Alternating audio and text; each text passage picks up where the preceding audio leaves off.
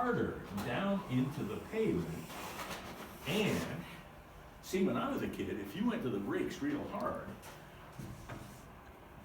and the car was going 60, is the road going by underneath at 60? Mm-hmm. No, it's staying where it was. Okay, it's staying where it was.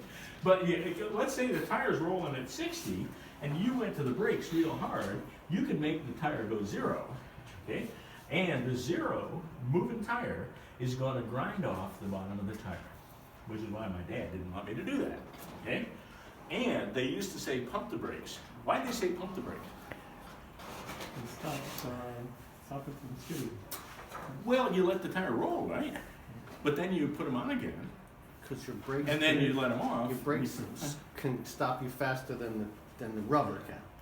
That's Okay. why. So when you're skidding with rubber, you're slowing down slower than your brakes can stop you. Well, the other thing about pumping the brakes, aren't you only braking half the time?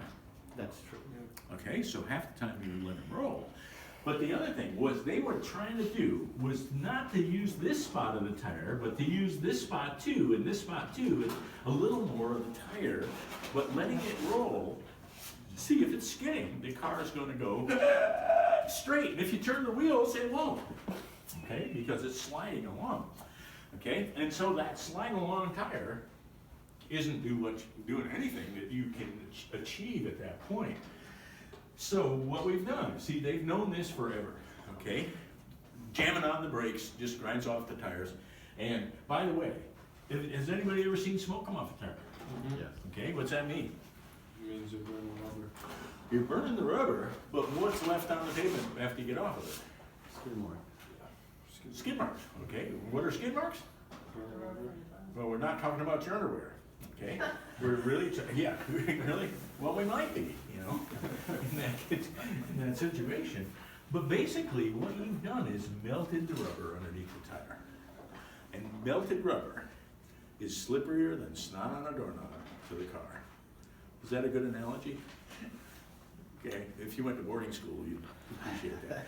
Okay, and so the car's gonna go further, okay?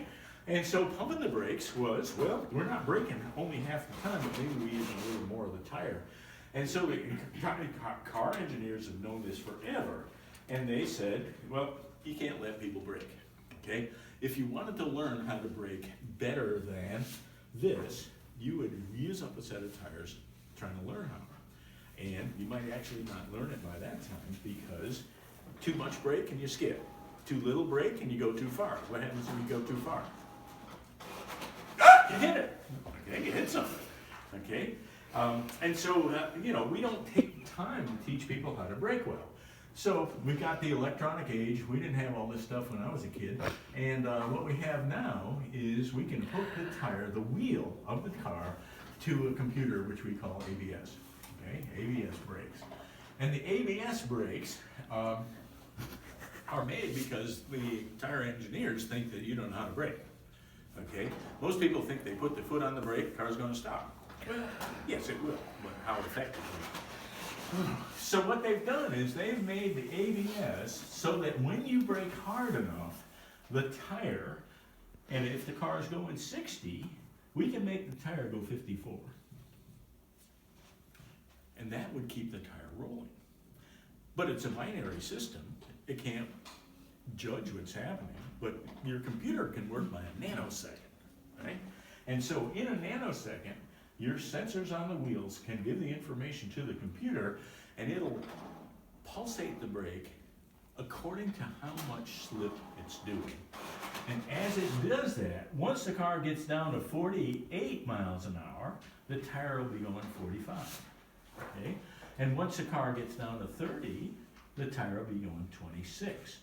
So it's actually modulating your brake for you, but it won't work unless you're braking hard enough, okay? In the old days, they wanted you to pump, okay, or to modulate the brakes. Now, stay on them. Computer system's gonna do that. So that's gonna help you stop quicker. Now, on the snow, it works the same way, exactly the same way, except there's so much less traction that it may seem as though it's not working, okay? Because you got half as much traction. Is it gonna stop any shorter? has to take longer, has to take longer. So ABS brakes are gonna stop that car shorter than you could have, but it won't do it unless you're brutally strong on the brake pedal, okay? Which folks are generally don't wanna do. The other thing is, if I was taken off quickly, which way would the bowling ball roll? Back. Toward the back, okay?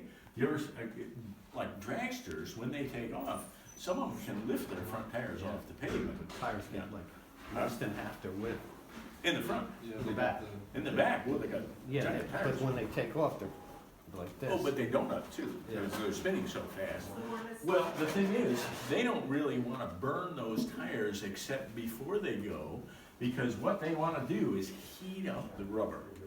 See, rubber's a very interesting thing, and the rubber on, tires that run on the pavement, when the car starts to skid, the rubber gets hot, right? Because skid marks are melted rubber. But before they actually melt, the rubber becomes sticky and soft. And if that rubber is sticky and soft, the rubber conforms more to the irregularities of the pavement underneath it. It actually fits in between the stones, and it's a sticky surface. So this would be your best braking if we could get that tire to move slower and the pavement's going by. Thing is, on the snow, you're never going to get this. Okay, so we're going to have to analyze why winter tires are so much different than regular tires that you run on the interstate.